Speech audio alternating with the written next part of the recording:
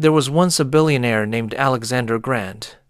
He owned towers with his name in steel, fleets of cars he never drove, and a calendar that listened to no one but him. But none of that could fix the one thing that hurt him most. His daughter, Aria, was failing. Not failing money or style, she had both in abundance, but failing herself. Aria Grant grew up in penthouses and private jets. She wore uniforms tailored in Italy, ate lunches packed by a chef, and attended an elite academy where halls were lined with portraits of people who now ran half the city. Doors opened for her the way curtains opened for a star, automatically. But inside, she was empty. She skimmed pages without understanding, turned in essays that were pretty but hollow, and stared at tests like they were written in fog. Teachers tried, tutors were hired, then replaced. When Aria rolled her eyes, people laughed along. When she skipped assignments, her last name covered the bill. Some students envied her. Some despised her. Most pretended she didn't exist except as gossip. At home, things were not gentle. Alexander loved his daughter in the way powerful men love fiercely, clumsily, through results. "Aria," he told her one night, holding another email from the school, "you're clever enough to do anything, but clever is not the same as committed. If you were an employee, I'd fire you." "I'm not your employee," Aria replied, looking away. "That's precisely why I am still here," he said quietly. "Fix this before it fixes you." The next week turned cruel. The academy posted midterm results. Literature 19, 100. Biology 27. History 30. The counselor called Aria in and spoke in numbers that felt like stones. "You are at risk of repeating," she said. "One more term like this, and we cannot help you." Aria left the office and took the back corridor so no one would see her face. That's when she heard it, a low voice by the side gate, speaking like he was thinking out loud. "The first map you need," the voice said, "is the courage to admit you're lost." Aria turned.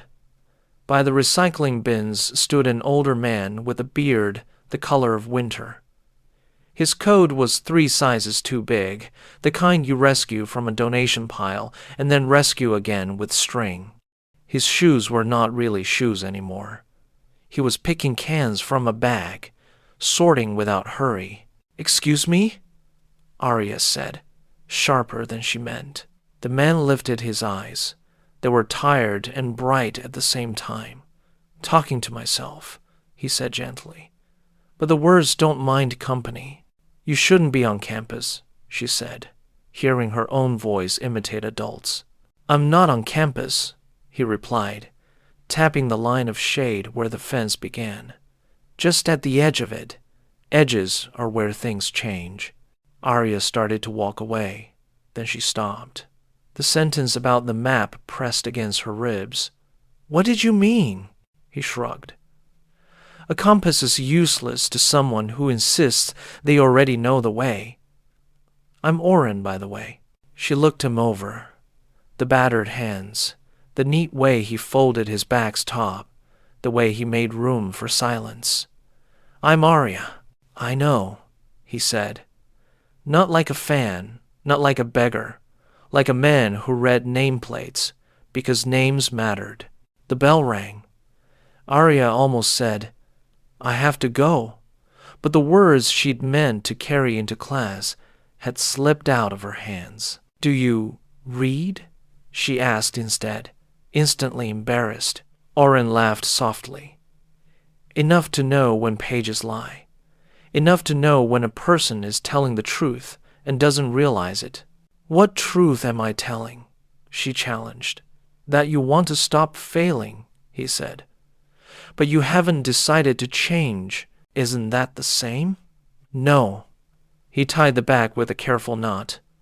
"Wanting is a thought. Deciding is a step." She left him then, annoyed, unsettled, curious.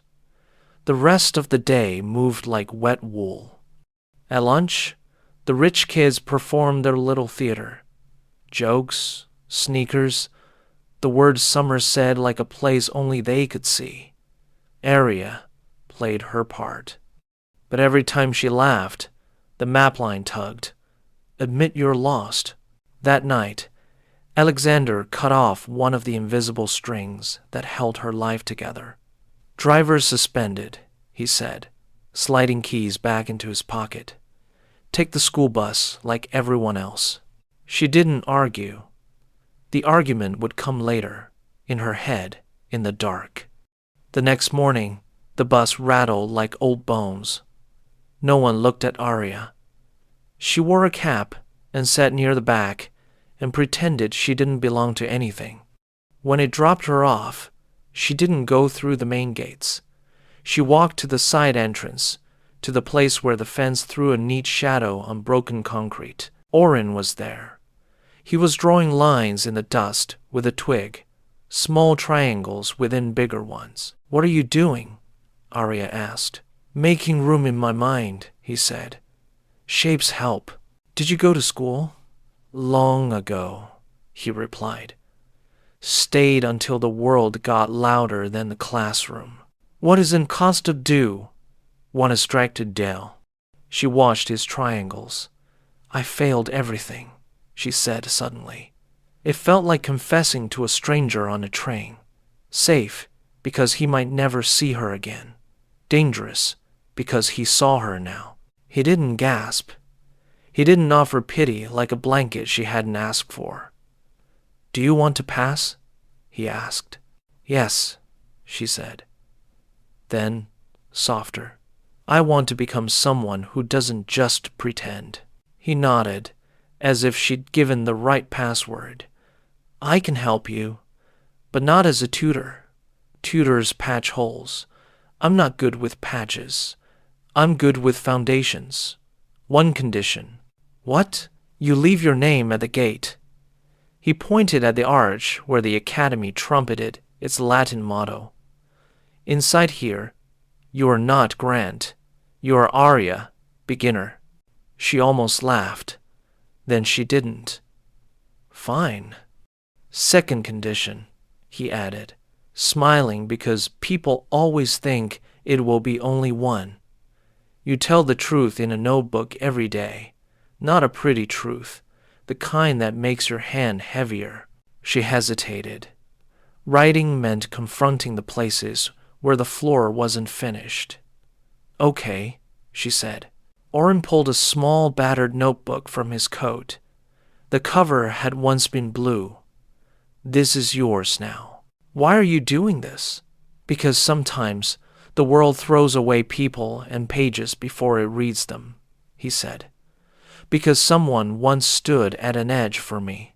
That first morning, he didn't give her a lecture. He asked questions. When you read a line, where does it land in your body? When a character stays silent, what noise fills the space? How do you know the difference between loud writing and true writing? She had never been spoken to like that. Teachers had demanded outcomes.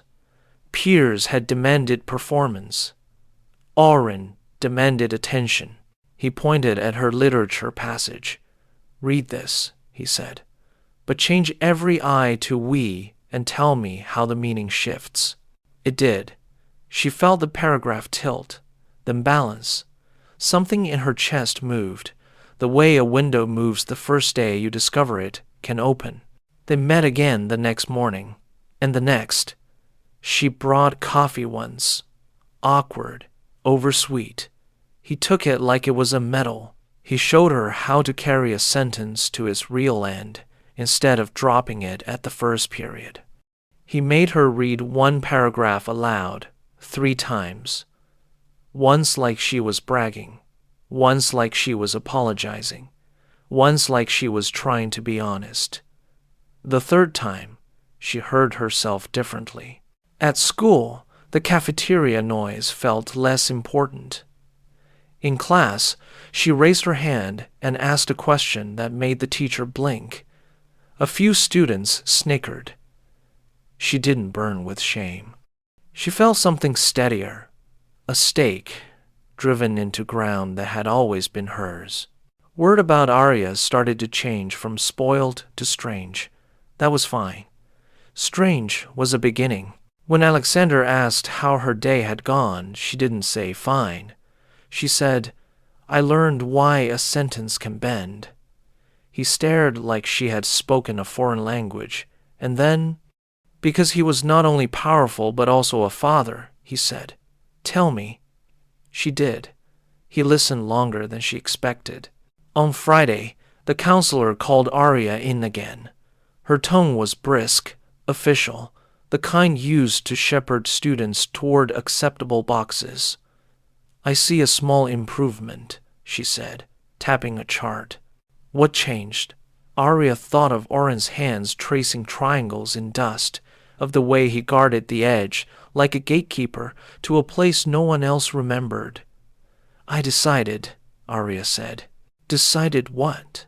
"To start from zero," she replied. "From the floor."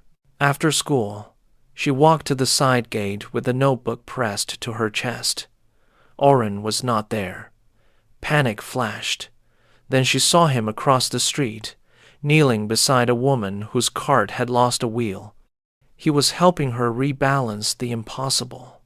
He looked up, saw Arya, and lifted 2 fingers in a small salute, as if to say, "You keep your promise, I'll keep mine." That night, Arya wrote until her hand ached. "I am a beginner. I am lost. I am not ashamed. Today, I found a map." She closed the notebook and felt, for the first time, not rich, not poor, just ready. By the second week, Arya had already changed her schedule around the edge of the fence. She still sat in classrooms, still copied down notes in looping cursive, still nodded when teachers lectured. But the real lessons began after the final bell, when she slipped out by the recycling bins. Oren was always there, sometimes sweeping the ground with a stick, sometimes scribbling half-thoughts on scraps of cardboard, sometimes just waiting in silence, as if silence itself were a form of work. One afternoon she arrived with her notebook half filled. "I did what you said," she announced. "I wrote the truth." He held out his hand. She gave him the battered blue book.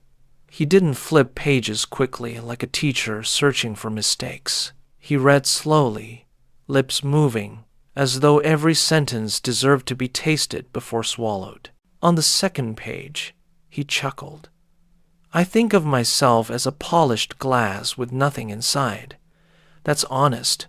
Painful, but honest." Arya blushed. "It's dumb." "No," Oren said, handing it back. "It's beginning. The world is full of empty glasses. Few dare to admit it."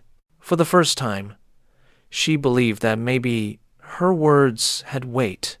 The lessons grew stranger after that. Oren would point to random objects, a brick, a sparrow, a puddle left by sprinklers, and ask her to explain them as if they were metaphors. "What does a brick mean?" he asked one day. "A wall," she replied instantly. "Try again. Don't think of what it does. Think of what it is." She frowned. "Heavy, square, ordinary, and you can build with it, or break with it." Oren smiled. "Better. Now write that down." So she filled a page. A brick is both a weapon and a foundation. Another time he gave her a line of poetry and told her to shout it at the passing buses, then whisper it to the ants crawling near the curb. "Why?" she demanded. "Because words change when the ears change," he said. "Learn the difference." She did it red-faced, embarrassed, but afterward she felt a thrill she couldn't explain. Her grades did not magically rise overnight. In fact, she still failed her first quiz after starting with Oren. But something in the way she failed was different. She didn't leave the test blank. She filled the margins with sketches and questions. The teacher frowned, but didn't throw it away. "This is not correct," she said, "but it is interesting." That night, Arya showed the quiz to Oren. "You see?" She sighed. "Still failing." "Not failing," he said, tapping the margins. "You shifted from silence to struggle. Struggle is music. Silence is death." She copied his phrase into her notebook. "Struggle is music." Word began to spread. A billionaire's daughter seen talking to a ragged man near the fence. Some students laughed, calling her princess of the trash heap. Others sneered that she was trying to be different just to get attention. When her father's driver reported it, Alexander confronted her at dinner. "Arya," he said, voice heavy, "people tell me you've been meeting with a vagrant by the school fence." She put down her fork. "His name is Oren. That doesn't make him less homeless." "He's teaching me things," she insisted. Alexander's eyes darkened. "Teaching you what? How to beg? How to waste potential?" Arya's chest burned. In the past, she would have shrunk. But Oren's lessons rang in her head. Deciding is a step. "He's teaching me how to think," she said firmly. For a long moment, Alexander stared at her across the crystal and silver. Then he said, quietly but firmly, "You are a Grant. Grants learn from the best, not from the gutter." Arya stood so quickly her chair scraped. "Then maybe the gutter is better than your best." She left before she could cry. The next day she told Oren what happened. He listened without interrupting, then said, "He's afraid." "Afraid? My father doesn't fear anything. Everyone fears. He fears losing the story he wrote for you. You're beginning to write your own." Arya looked down. "I think I heard him." "Then show him the ending can be different," Oren said. "Not by shouting louder, by living truer." Weeks passed. Her notebook grew heavy with entries. Some were clumsy, some sharp as glass. She learned to see patterns in history dates, to draw diagrams for biology instead of memorizing blindly, to connect literature to her own bruises. Teachers began to notice.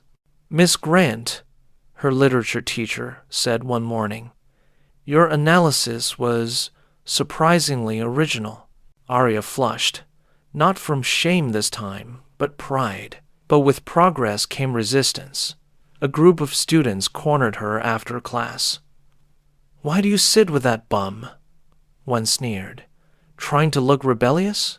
Arya surprised herself by answering, "I sit with him because he listens."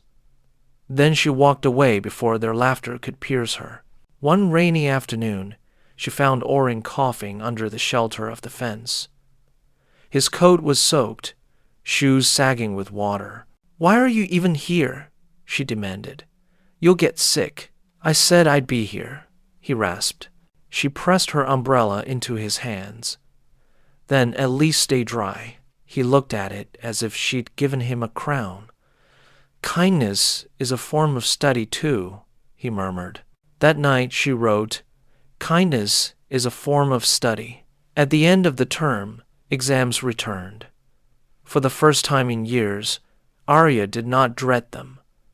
She filled pages with thought, not guesses. When results came, her scores had risen, still not perfect, but enough to shock teachers and silence rumors. Her father studied the report in silence. Finally he said, "Better, much better. Who helped you?" Arya lifted her chin. "A man named Oren." Alexander's jaw tightened, but he said nothing more. The world outside the mansion still called Oren trash. Guards frowned when he walked near. Students laughed behind hands. But to Arya, he was no longer just a man by the bins. He was the reason she had found her footing. She told him one evening, You're not invisible anymore. At least not to me. Oren's smile was faint but real. Being seen by one honest soul is enough. And with that, the second chapter of their strange friendship began. The midterm review at the academy came with ceremony. Parents arrived in cars polished like jewels. Teachers straightened ties and adjusted pearls. Students hovered with the nervous energy of birds about to be weighed. Alexander Grant appeared, as expected, in a suit sharp enough to slice. He shook hands, listened with that practiced stillness that made adults flinch, and moved from one meeting to another. Everyone knew the billionaire's daughter had been failing. Everyone wondered if even money could shield her this time. But when Aria's teachers presented her newest reports, the numbers startled even Alexander. Her literature essays showed depth. Her history answers revealed patterns instead of guesses. Her biology teacher murmured, "She has begun to ask questions no one else dares." Alexander's expression gave nothing away. He signed the forms, thanked the staff, and stepped into the hall. That's where he saw him. Oren, standing just beyond the iron gate, coat still patched, beard tangled, shoes ruined. He wasn't begging. He wasn't even watching the wealthy parents stream past. He was sitting on the curb, turning a broken pen between his fingers as if it were treasure. Aria spotted him before her father could move. She hurried over, a smile blooming in her eyes, the kind Alexander hadn't seen in years. "Oren!" she called, her voice too loud for the polished halls. She knelt beside him, notebook already in her hands. The sight was too much. Alexander strode forward. "Aria." His voice cracked like a whip. She froze. Students and parents glanced, then whispered. Alexander faced the ragged man. What have you been telling my daughter?" Oren rose slowly, carefully, like a man who knew sudden moves could end badly. His eyes were calm. "Truth," he said simply. "Truth?" Alexander's lip curled. "You think truth comes from the gutter?" "Truth comes from anywhere it survives," Oren replied. "Even the gutter. Sometimes, especially the gutter." Gasps rippled. A guard approached, ready to push Oren away, but Aria stepped between them. "Father, stop!" Alexander's face burned. "You will not shield him from me." "I'm not shielding him from you," Aria said. Her voice shook, but she didn't lower it.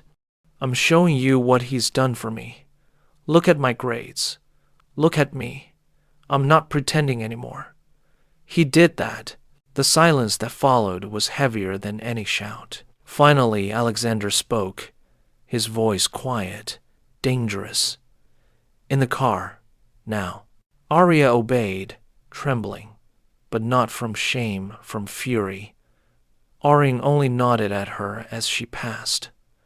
Edges are where things change, his eyes seemed to say. That night, the mansion was colder than glass. Dinner passed untouched. Finally, Alexander broke the silence. "You embarrassed me," he said. Aria looked up, tears in her eyes but steel in her tone.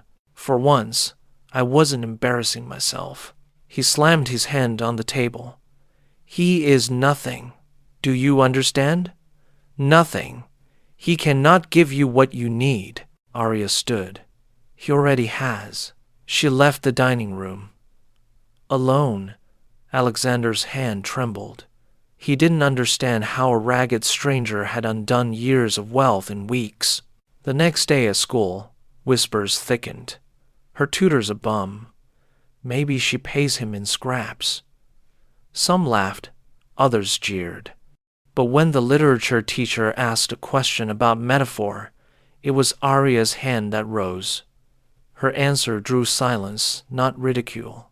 At the fence, Oren listened to her retell the confrontation. He didn't scold her. He didn't praise her either. "He's not wrong," Oren said quietly. "I am nothing, in the eyes of his world. But nothing can be fertile ground if you plant in it. Arya bit her lip. How do I make him see? You don't, Oren said. You show him. One day, truth becomes undeniable. That one day came sooner than expected. A week later, the Academy announced the regional essay competition. Each year, the best students competed for scholarships and recognition. Everyone assumed Arya would not dare. To their shock, she entered. Her father found out through the headmaster. This is reckless, Alexander scolded at home. Why expose yourself to more failure? Because I'm done hiding, Arya said. He shook his head. You humiliate yourself, and me. But she didn't withdraw.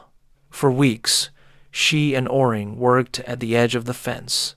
He pushed her not to write pretty words, but to write painful truths. Tell them what you're afraid to say, he urged. If your hand shakes, that's how you know it matters.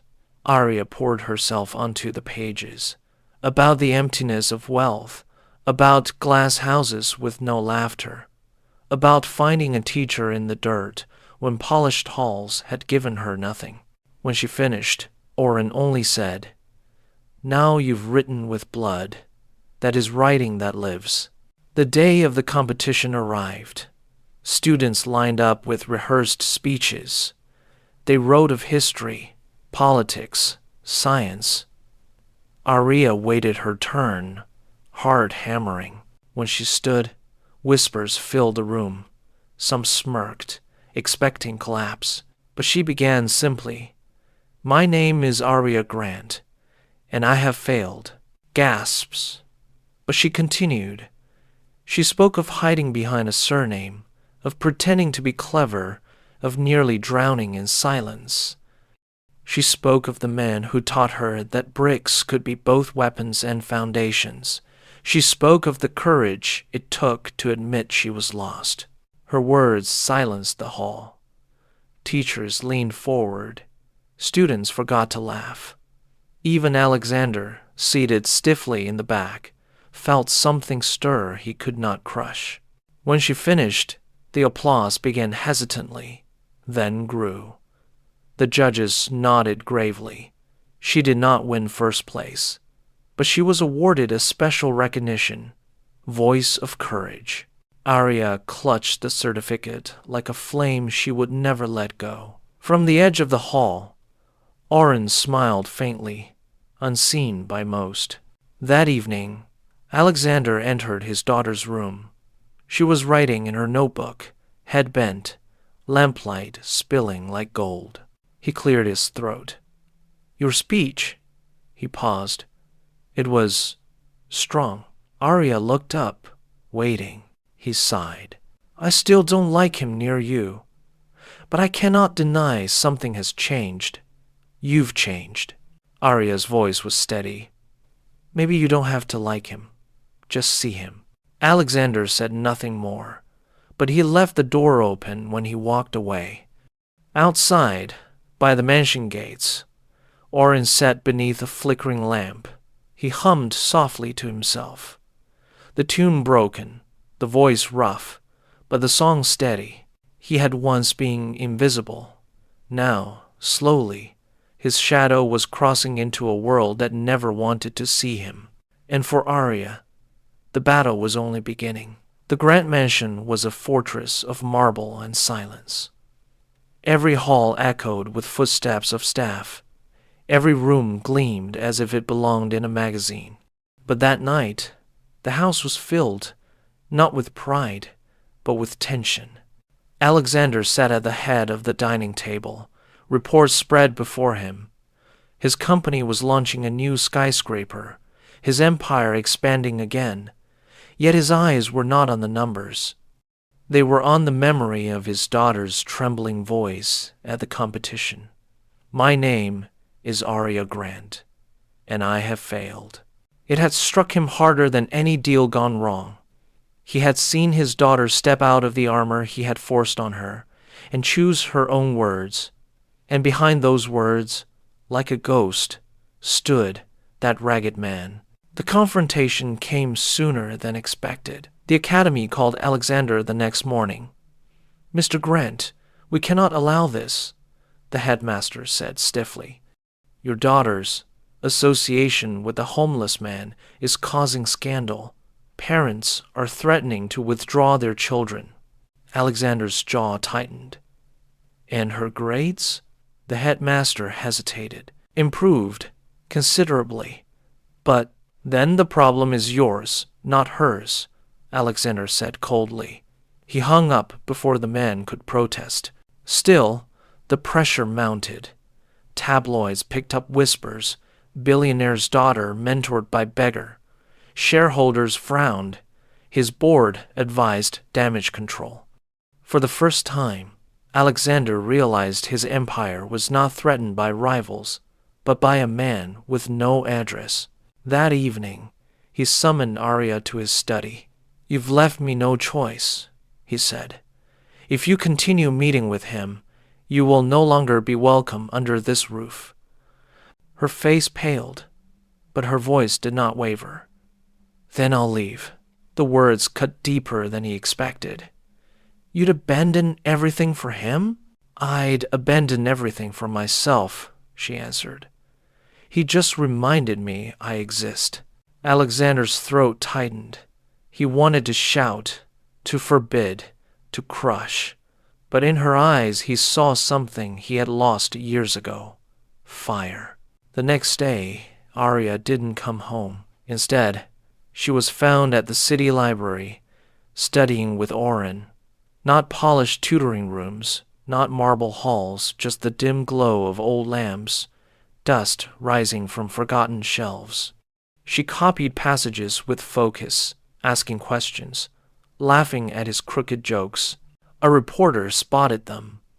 Photos hit the internet. Arya Grant, billionaire's daughter, studying with a homeless man. The world buzzed. Some mocked her. Others called it inspiring. When Alexander saw the headlines, something in him snapped. He drove himself, no driver, no entourage, straight to the library. Inside, he found them at a corner table. Arya was bent over a notebook, Oren pointing at a diagram sketched on a napkin. The image was so ordinary it felt unreal. Alexander's voice filled the room. "Enough!" Both looked up. Arya's eyes widened, but she did not shrink. Oren rose slowly, respectful but unafraid. "You are tearing my family apart," Alexander said, fury trembling in his voice. Oren shook his head. "No, I am helping her build one within herself. Something money cannot buy." "You presume too much," Alexander snapped. "Perhaps," Oren admitted. "But tell me, Mr. Grant, what has your wealth given her that laughter, truth, and courage have not?" The library fell silent. Even the old librarian held her breath. Alexander turned to his daughter. "Arya, come home." She closed her notebook. "Not if I must leave myself at the door." The words struck harder than any boardroom betrayal.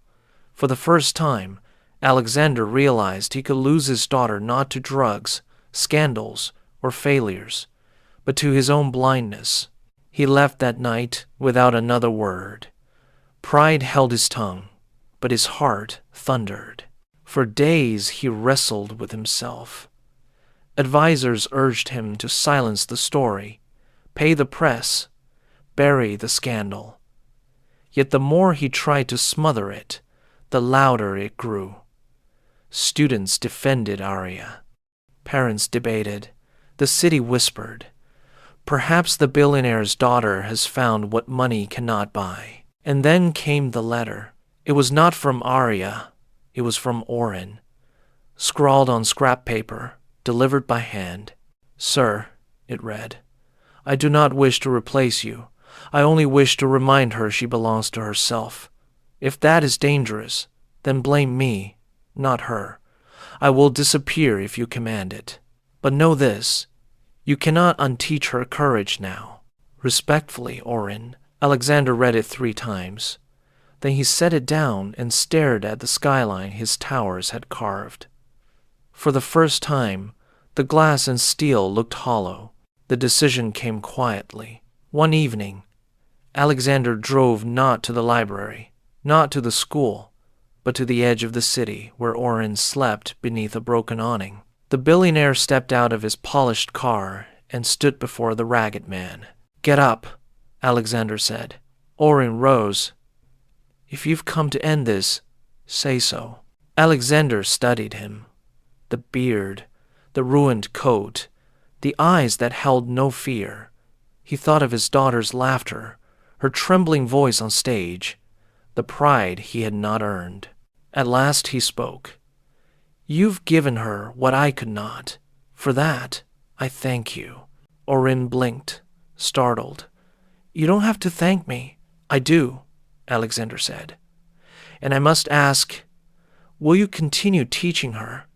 With my blessing this time." Silence stretched. Then Orin nodded. "Yes, but only if she wishes."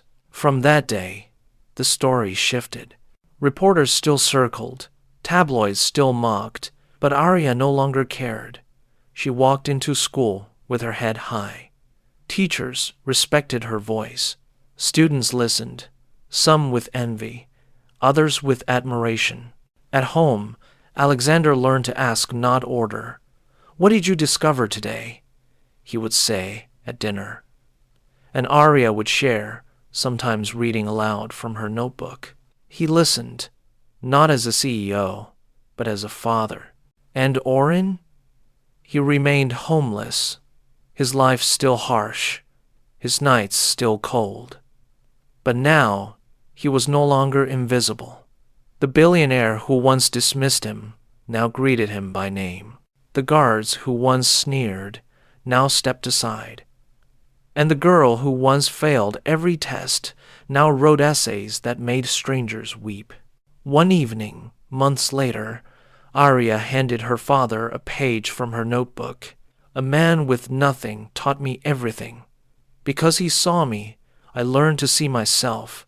And once I saw myself, I could not go back to being invisible." Alexander read it in silence. Then he looked at his daughter and said, with a voice softer than steel, "You are no longer failing. You are becoming." Arya smiled. "We both are." Outside the mansion, Orin swept the path with a stick, humming his broken tune. He was still poor, still ragged, still dismissed by most. But to one girl, and now, to her father, he was proof that sometimes the measure of a man is not what he owns, but what he gives. And so the story ended not with riches gained, but with dignity restored. The homeless man had taught the billionaire's daughter a secret no one could ever take away, that courage, truth, and kindness are wealth beyond measure.